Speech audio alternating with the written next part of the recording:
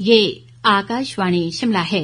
अब आप प्रभा शर्मा से प्रादेशिक समाचार सुनिए। आज के मुख्य समाचार।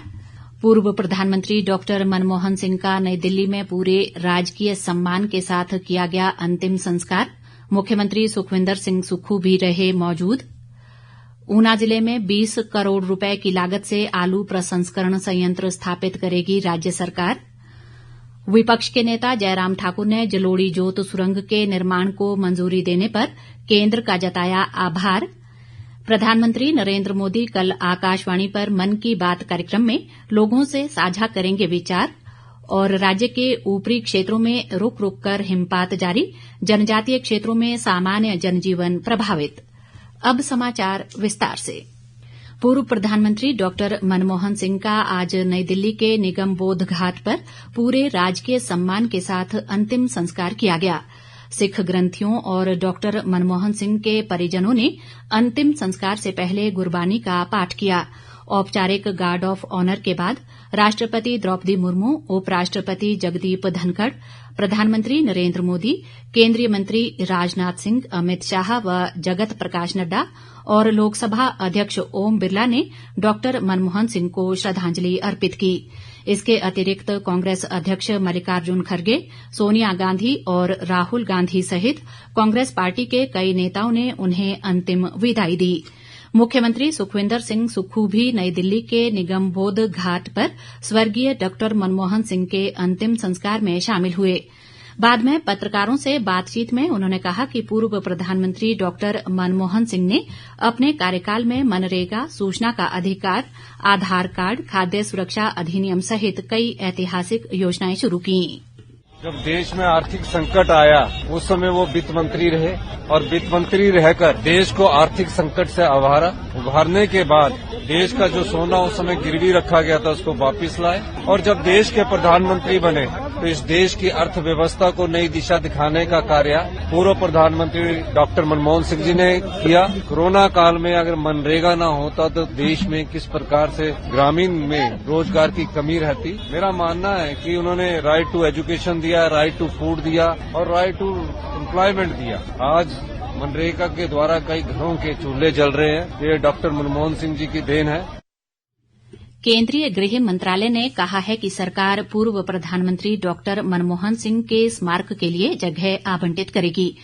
मंत्रालय ने एक बयान में कहा कि सरकार को इस संबंध में कांग्रेस अध्यक्ष मल्लिकार्जुन खड़गे से अनुरोध प्राप्त हुआ है। मंत्रालय ने कहा कि केंद्रीय मंत्रिमंडल की बैठक के तुरंत बाद गृह मंत्री अमित शाह ने मल्लिकार्जुन खड़गे और डॉक्टर मनमोहन सिंह के परिवार को बताया कि सरकार स्मारक के लिए जगह आवंटित करेगी। राज्य सरकार ऊना जिले में आलू प्रसंस्करण संयंत्र स्थापित करेगी और इस पर लगभग 20 करोड़ रुपए की लागत आएगी। मुख्यमंत्री सुखविंदर सिंह सुक्खू ने बताया कि इसकी प्रसंस्करण क्षमता 500 किलोग्राम प्रति घंटा होगी और ये संयंत्र मुख्य रूप से फ्लेक्स के उत्पादन पर केंद्रित होगा। मुख्यमंत्री ने कृषि विभाग को इस संबंध में डीपीआर तैयार करने के निर्देश दिए हैं। सुखविंदर सिंह सुक्खू ने बताया कि राज्य में कुल सब्जी उत्पादन में आलू का योगदान लगभग 20% है और प्रदेश में करीब 2,39,000 मीट्रिक टन आलू का उत्पादन होता है। उन्होंने कहा कि आलू प्रसंस्करण संयंत्र की स्थापना से आलू उत्पादकों को अपनी फसल के बेहतर दाम मिलेंगे। नेता प्रतिपक्ष जयराम ठाकुर ने कहा है कि कुल्लू जिले में प्रस्तावित जलोड़ी जोत सुरंग के निर्माण से क्षेत्र में पर्यटन को नई पहचान मिलेगी और केंद्र सरकार ने इसके निर्माण को मंजूरी देकर एक ऐतिहासिक कदम उठाया है। उन्होंने कहा कि जलोड़ी जोत सुरंग के बनने से बंजार और आनी क्षेत्र वर्ष भर आपस में जुड़े रहेंगे और इलाके के लाखों लोग इससे लाभान्वित होंगे। जयराम ठाकुर ने कहा कि इस सुरंग की लंबाई लगभग 4 किलोमीटर होगी और इस पर 1,000 करोड़ रुपए की धनराशि खर्च होगी। उन्होंने कहा कि केंद्र सरकार हिमाचल प्रदेश का विशेष ध्यान रख रही है और सरकार ने मंडी व कुल्लू जिले को जोड़ने वाली भूभू जोत सुरंग के निर्माण को भी मंजूरी दी है। जयराम ठाकुर ने इसके लिए प्रधानमंत्री नरेंद्र मोदी, गृह मंत्री अमित शाह, सड़क परिवहन मंत्री नितिन गडकरी और भाजपा के राष्ट्रीय अध्यक्ष जगत प्रकाश नड्डा का आभार जताया है।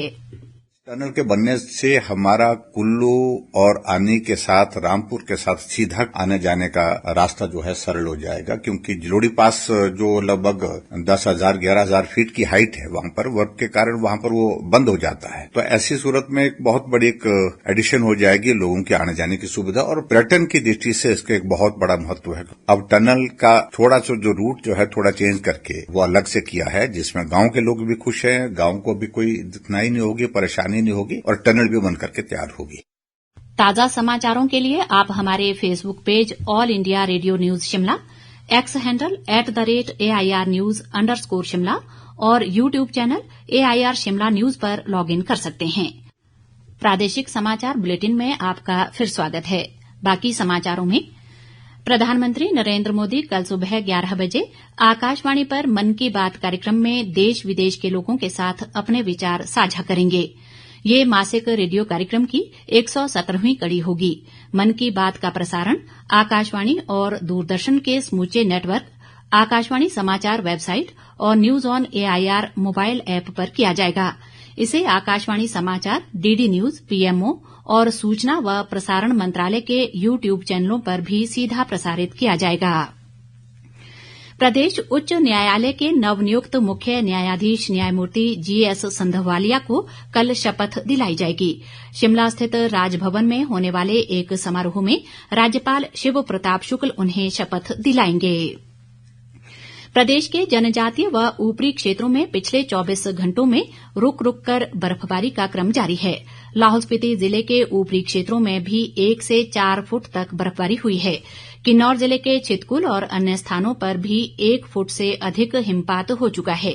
जिले में बर्फबारी से लगभग 90 संपर्क मार्गों पर यातायात अवरुद्ध हो गया है और कई क्षेत्रों में बिजली आपूर्ति बाधित हुई है। कुल्लू जिले की ऊपरी चोटियों पर भी बर्फबारी हो रही है। मनाली में 2 इंच और सोलंग नाला में लगभग 1 फुट बर्फ पड़ी है। शिमला जिले के डोडराक्वार, चांशल और अन्य चोटियों पर ताजा हिमपात जारी है। शिमला स्थित मौसम विज्ञान केंद्र के वैज्ञानिक शोभित कटियार ने बताया कि कल सुबह तक प्रदेश के ऊपरी क्षेत्रों में बर्फबारी और अन्य भागों में वर्षा का क्रम जारी रहने की संभावना है। हिमाचल प्रदेश में आज 28 दिसंबर को भी जो निचले मैदानी इलाके हैं वहां पे लगभग हल्की बारिश का दौर हमें देखने को मिलता रहेगा, जबकि मिड और हाई हिल्स जो है वहां पे कल सुबह तक बर्फबारी का दौर रुक रुक कर अनेक स्थानों पे हमें देखने को मिलेगा। 29 दिसंबर की सुबह के बाद से ये सारी वेदर एक्टिविटी हिमाचल प्रदेश से खत्म हो जाएंगी और आज अनेक स्थानों में तापमान में एक अच्छी खासी गिरावट हमें मिलने वाली है, जिसकी वजह से हमें cold day to severe cold day conditions काफी हिस्सों में दिखाई देंगे और ऑरेंज अलर्ट हमने हिमाचल प्रदेश के लिए जारी किया हुआ है, जबकि कल 29 दिसंबर से मौसम साफ रहने की संभावना है। उधर चंबा जिले के ऊंचाई वाले क्षेत्रों में भी पिछले कल से बर्फबारी हो रही है। जनजातीय क्षेत्र पांगी में लगभग 1 फुट ताजा हिमपात हुआ है और तापमान 0 से काफी नीचे दर्ज किया जा रहा है। भरमौर इलाके में भी लगभग आधा फुट बर्फबारी हुई है। पांगी के आवासीय आयुक्त रमन घरसंघी ने आज लोक निर्माण विभाग द्वारा 2 करोड़ 11 लाख रुपए से खरीदी गई truck mounted snow blower machine को हरी झंडी दिखाकर रवाना किया। इसके माध्यम से बर्फ हटाने के कार्य में तेजी आएगी। मौसम संबंधी अधिक जानकारी के साथ हमारे चंबा संवाददाता।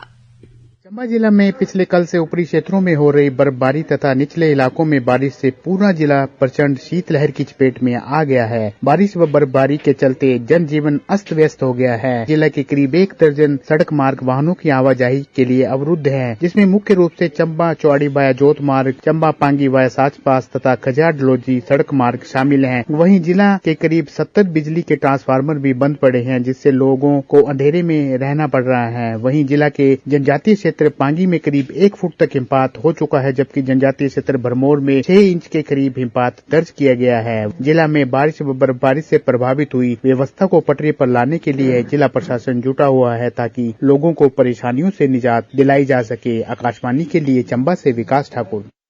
मेलबर्न में ऑस्ट्रेलिया के साथ बॉर्डर गावस्कर ट्रॉफी के चौथे क्रिकेट टेस्ट के तीसरे दिन खेल समाप्त होने तक आज भारत ने पहली पारी में 9 विकेट पर 358 रन बना लिए हैं।